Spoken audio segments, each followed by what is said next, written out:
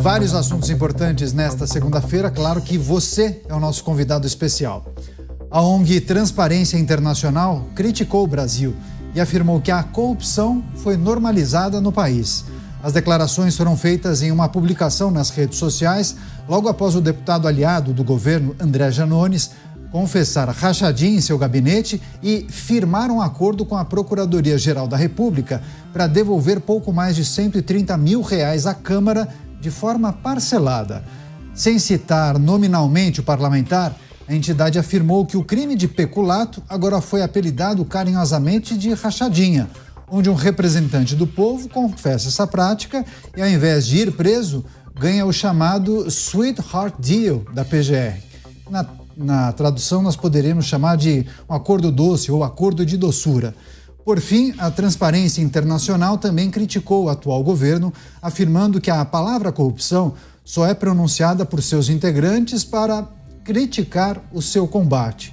Enfim, vários aspectos para nós destacarmos em relação a essa manifestação da ONG Transparência Internacional. Chamar o Roberto Mota já com a gente, ao vivo, conectado. Mota, seja bem-vindo, ótima noite e semana a você. ONG Transparência Internacional, que também é alvo de algumas críticas ao longo dos últimos anos, nós pudemos acompanhar isso, mas fez essa manifestação nas redes sociais que acabou chamando a atenção, né? Segundo a ONG, a corrupção no Brasil foi normalizada. Agora, nessa mensagem não teve a menção de forma explícita ao acordo firmado entre a PGR e André Janones. Mas muitos entenderam que fazia uma conexão direta com esse episódio. Mas se a corrupção foi normalizada no Brasil, não teria sido após esse episódio, né, Mota? É pouco provável, Caniato. Eu acho que a crítica dessa entidade tem um caráter mais abrangente. Boa noite para você, boa noite aos meus colegas de bancada, boa noite à nossa audiência. Esse caso que você mencionou me parece o caso de uma rachadinha que se identifica como empréstimo. Um empréstimo que agora vai ser pago de forma parcelada. Pelo menos foi isso que eu entendi. Nós precisamos que uma ONG internacional descreva para nós o que está acontecendo aqui no Brasil, porque nós não temos tido a inteligência, a coragem ou a liberdade para fazer isso. Chamar o Luiz Felipe Dávila também com a gente, vai trazer suas impressões em relação à manifestação da ONG Transparência Internacional. Você, Dávila, seja muito bem-vindo, ótima noite a você. A ONG fala em normalização da corrupção aqui no país. O que a gente precisa trazer e considerar em relação a essa afirmação ou esse questionamento? A ONG Transparência Internacional, Caniato, boa noite a você, ao Mota, ao Beraldo e à nossa audiência. Mas a ONG, ela faz duas coisas muito importantes, a Transparência Internacional. Primeiro, diz o óbvio, o Brasil há tempo vem sendo conivente com a corrupção. E isso é um desastre político e moral. Porque o que acontece, cada vez mais a imoralidade dos corruptos se tornam cenas corriqueiras. Cenas corriqueiras que vêm sendo atestadas não só pela ONG Transparência Internacional, pelo ranking das democracias da revista Economist, pelo projeto do World Justice Project, que mostra a nossa justiça como uma das mais corruptas do mundo. Tudo isso mostra o seguinte: este é um país que vem passando o pano para a corrupção, onde a justiça solta corruptos confessos, onde a Procuradoria-Geral da República faz acordo de peculato, como bem lembrou agora a entidade, chamada de rachadinha. E essa banalização da corrupção é um atentado político e moral contra as instituições brasileiras. Pois é, esse é um tema importante que a gente analise, tem vários aspectos nessa mensagem da ONG Transparência Internacional. Cristiano Beraldo já com a gente. Você, Beraldo, seja bem-vindo, ótima noite a você. As críticas que vêm sendo feitas por várias lideranças após o acordo firmado entre a Procuradoria-Geral da República e o deputado federal André Janones, que admitiu, né, ter feito a rachadinha e se dispôs a devolver os valores à Câmara Federal e, além disso, pagar uma multa para não ser denunciado pelo órgão máximo do Ministério Público. E aí a ONG Transparência Internacional chamou esse acordo, inclusive, de Sweetheart Deal. Você que mora tanto tempo nos Estados Unidos, talvez me dê a tradução mais adequada para essa expressão, que é um acordo de doçura, um acordo doce. O que a gente precisa destacar em relação às manifestações feitas pela ONG? É isso, Caniato, um acordo muito doce com quem não merece. Boa noite a você, ao Dávila Mota, e boa noite especial à nossa audiência que nos prestigia diariamente aqui nos Pingos nos Is. Caniato, este é um exemplo, mas não é o único motivo pelo qual qualquer órgão internacional, qualquer mente atenta ao que está acontecendo no Brasil, chega à conclusão que a corrupção foi normalizada. E olha que existem muitas entidades que são bastante simpáticas a algumas, coloquemos assim, travessuras administrativas de governos de esquerda. Mas no Brasil é tão escancarado que é impossível qualquer pessoa que tenha uma mínima referência séria de liberdade, de respeito ao dinheiro público, olhe para o Brasil e não constate que o Brasil é ainda, apesar de tudo que aconteceu, petrolão, mensalão e etc., ainda é uma festa da corrupção. A gente tem, nessa própria questão da rachadinha, vários exemplos. Aliás, a Assembleia Legislativa do Rio de Janeiro foi investigada e pouquíssimos deputados não tiveram ali as sinalizações no COAF, indicando que a maioria dos deputados da Assembleia Legislativa do Rio de Janeiro praticava a rachadinha. Aliás, o deputado que mais teve movimentações atípicas, por assim dizer, era do Partido dos Trabalhadores. Não deu em absolutamente nada. Voltemos ao maior escândalo de corrupção do mundo democrático, que foi o Petrolão. Dezenas de bilhões roubados, dinheiros em malas, dinheiro escondido em contas na Suíça, não sei aonde. Qual foi a consequência, Caniato? Estão todos aí de volta, não apenas de volta à cena do crime, mas dando gargalhada da nossa cara. Afinal de contas, o nosso dinheiro é que foi roubado. O nosso dinheiro roubado é que usou para destruir a democracia brasileira através de eleições manipuladas e roubadas, porque quando se usa dinheiro ilícito para fazer campanha, você está roubando a eleição. Então, Caniato, o Brasil é um país de faz de conta. A gente faz de conta que acredita. Eles lá, os poderosos, fazem de conta de que estão exercendo o seu mandato. Mas no final, eles estão se dando bem e a gente está aqui trabalhando para pagar a conta que eles nos deixam.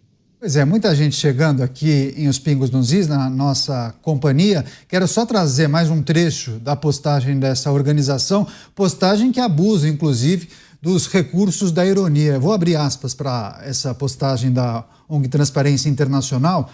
Diz o seguinte: retrato do Brasil em 2025. O presidente só pronuncia a palavra corrupção para criticar o seu combate.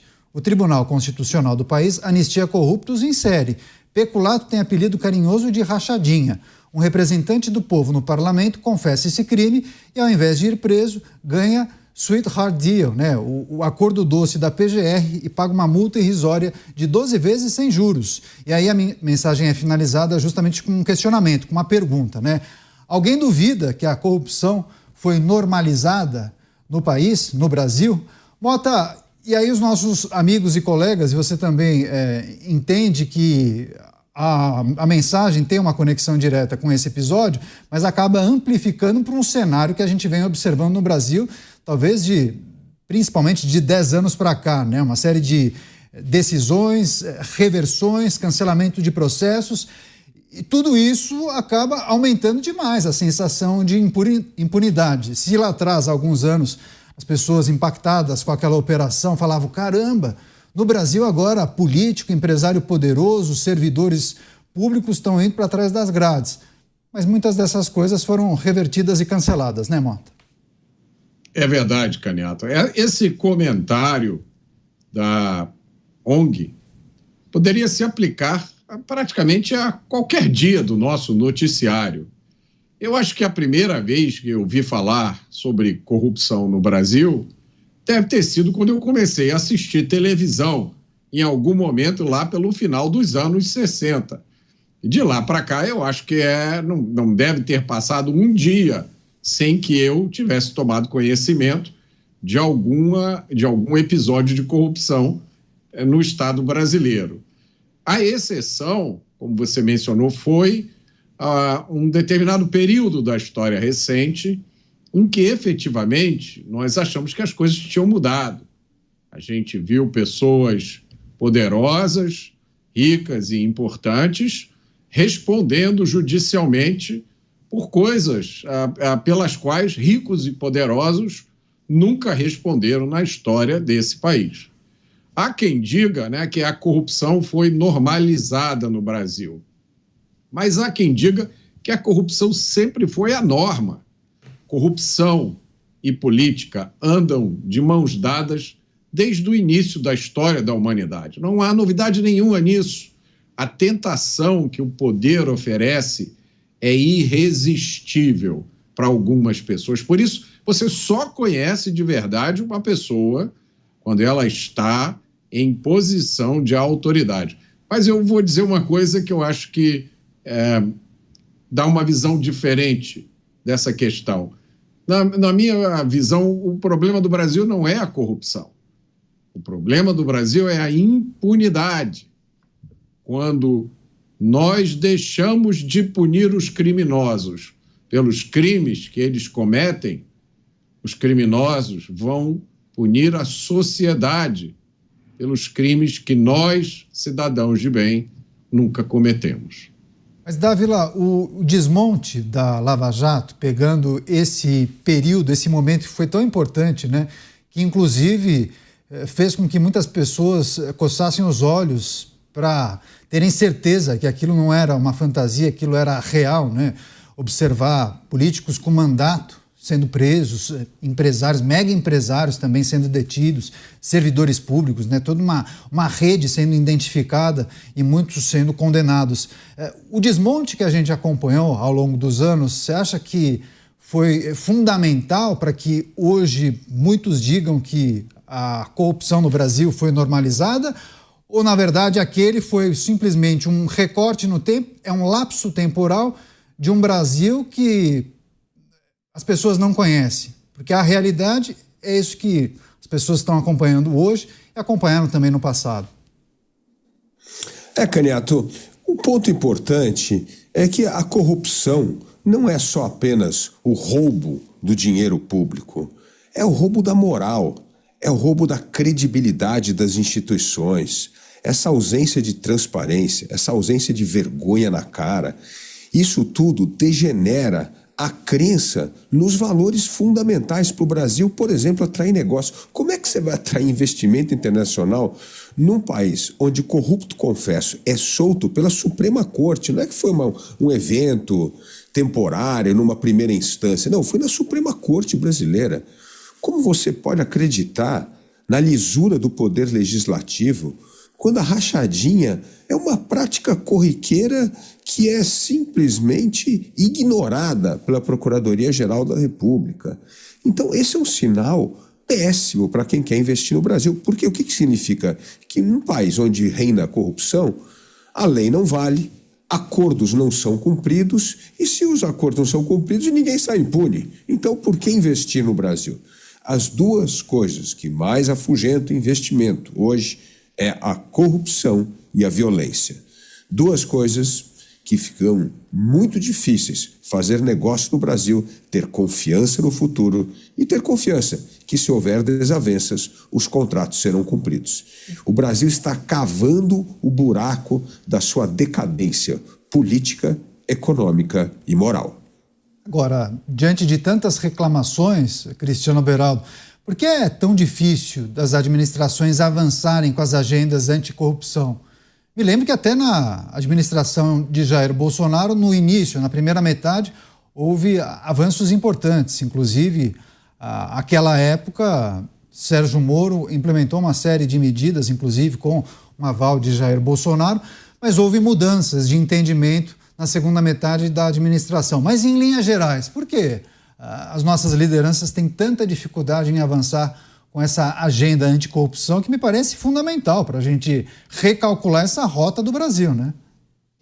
Caniato, poder judiciário, poder legislativo, poder executivo.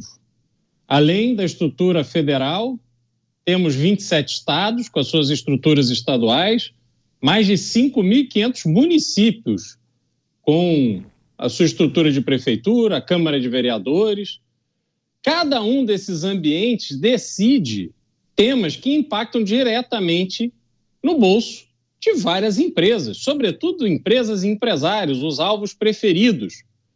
Esses que são eleitos, que participam de eleições, precisam de dinheiro para fazer a sua campanha, precisam de dinheiro para viver aquela vida que muitos deles veem outros no Instagram, nas redes sociais, vivendo. Ah, por que eu não posso levar a minha filha para a Disney? Afinal de contas, eu estou aqui com a minha assinatura, que essa empresa aí recebe autorização para fazer a obra que ela quer fazer, para fazer o investimento que ela quer fazer. Por que não eu? E assim vai se criando um ambiente onde essa propina já não é mais visto como propina, nem parece crime. Olha lá, estão todos fazendo. Eu sou apenas uma vítima do sistema, não é essa a conversa? Do ladrão que rouba celular, é uma vítima do sistema, quer tomar uma cervejinha, tadinho dele.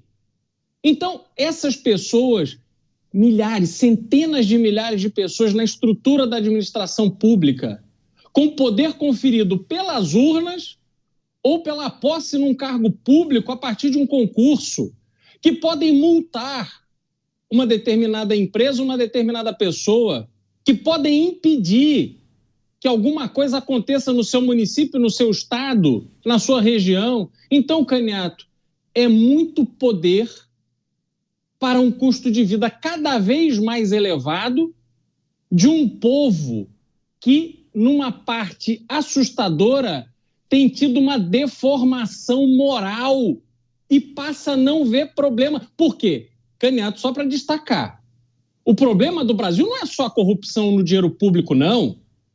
A corrupção no ambiente privado é um problema gravíssimo, que vai desde aquela pessoa que recebe um presentinho para poder escolher aquele fornecedor, até quem imprime o trabalho de escola do filho na impressora da empresa, usa o carro da companhia para ir para a praia no final de semana.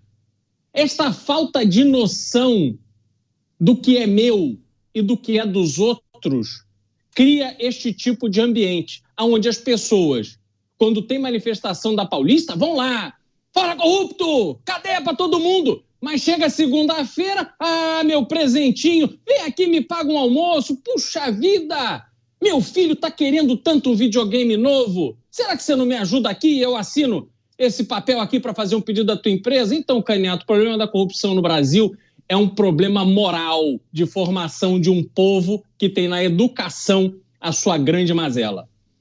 Várias manifestações, comentários, perguntas, inclusive o Alexander Vieira. Eu não sabia que dava para negociar com a lei. Enfim, fazendo menção a um acordo firmado entre o deputado federal André Janones e também a Procuradoria-Geral da República. Ele se comprometeu a devolver o dinheiro da rachadinha, o montante desviado, né? Mais de R$130 mil e ainda aceitou pagar uma multa também. Mota, quer trazer também suas impressões em relação a essas últimas reflexões, o Beraldo tratando dessa questão, né? A corrupção enraizada no dia a dia do brasileiro, que vai muito além do serviço dos nossos servidores, né? Eu acho que há dois aspectos dessa questão. Eu acho que a cultura brasileira incorpora alguns elementos de busca por soluções alternativas, vamos chamar assim, o famoso jeitinho brasileiro. Uma coisa que a gente aprende desde pequeno, olha, tem uma regra, mas deixa eu ver o que eu posso fazer por você. Agora, eu acho que isso, na sociedade brasileira, chegou a um limite absoluto.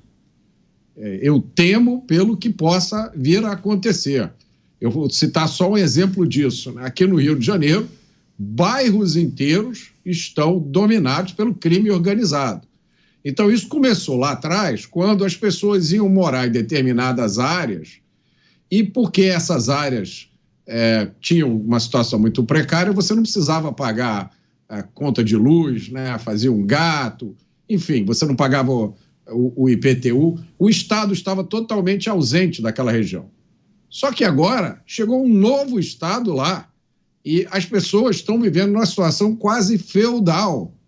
Esse é o resultado final do jeitinho. Quando tudo tem jeitinho e a lei não serve para nada, no final de contas, alguém aparece para tomar vantagem dessa situação e os prejudicados somos nós.